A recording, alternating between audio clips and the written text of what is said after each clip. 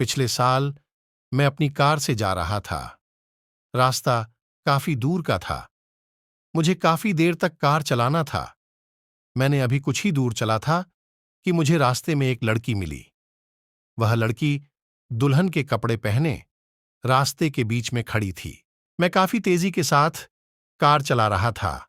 मैंने उस लड़की को कुछ दूर से ही देख लिए। मैंने अपने कार में ब्रेक लगाया। लड़की के पास जाते जाते मेरी कार रुक गई। मैं अपने कार से बाहर निकला और उस लड़की से बोला, तुम्हें बुद्धि नहीं है, तुम सड़क के बीच में खड़ी हो। क्या होता अगर तुम्हारा मेरे कार से दुर्घटना हो जाता ना। वह लड़की मेरी बात को सुनकर जोर जोर से रोने लगी। वह बोली, अब मैं जिंदा नहीं रहना चाहती हूं। फिर से वह रोने लगी। मैंने उसे सड़क के किनारे किया, पीने के लिए पानी दिया, उससे पानी पिया और अपने मुंह को धो लिया। फिर मैंने उससे पूछ, अब बातों तुम्हारे साथ किया हुआ है। उसने कहा, मैं एक लड़के से प्रेम करती थी, पर वह लड़का पहले से ही किसी और से शादी कर चुका है।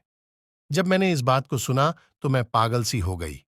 अब मुझे शर्म भी आ रहा था, इसलिए मैं अपने घर से भाग गई। मैंने कहा, ठीक है, पर तुम्हें अपने घर से इस तरह नहीं भागना चाहिए। वैसे तुम्हारा घर कहाँ है? उसका घर वहीं था जहां मुझे अपने काम से जाना था।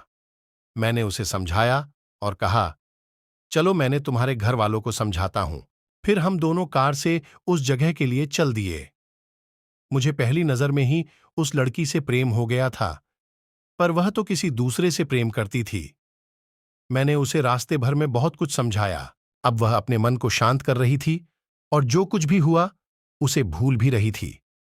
कुछ ही देर में हम उस लड़की के घर पहुंच गए। लड़की के पिता हमें रास्ते में ही मिले। मैंने उन्हें पहचान लिया। वह मेरे कंपनी में काम करते थे। हम उनके घर गए। उनका घर काफी छोटा सा था। घर मानो तो जब कभी भी गिर सकता था। उन्होंने मुझे बताया कि मैंने अपने जीवन भर की कमाई अपने लड़की के शादी के लिए रखा था, पर आज मेरा सारा पैसा बर्बाद हो गया। अब मैं कैसे अपनी लड़की की शादी कर पाऊंगा? यह कहते हुए उनकी आंखों में आंसू आ गया। मैंने उनके बारे में अच्छे से जानता था।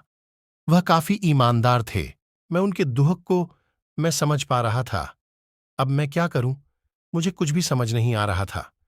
कुछ देर सोचने के बाद मैंने कहा, अगर आप मुझे अपनी कड़की के काबिल समझे तो मैंने शादी के लिए तैयार हूं। लड़की और उसके माता पिता दोनों ही खुश हो गए और जो भी रिश्तेदार उनकी लड़की को ताने मार रहे थे वह सभी शांत हो गए। फिर क्या था, मैंने उस लड़की से शादी कर लिया। आज मैंने बहुत खुश हूं। तो दोस्तों, कैसी लगी मेरी अनोखी प्रेम कहानी कमेंट में जरूर बताएं।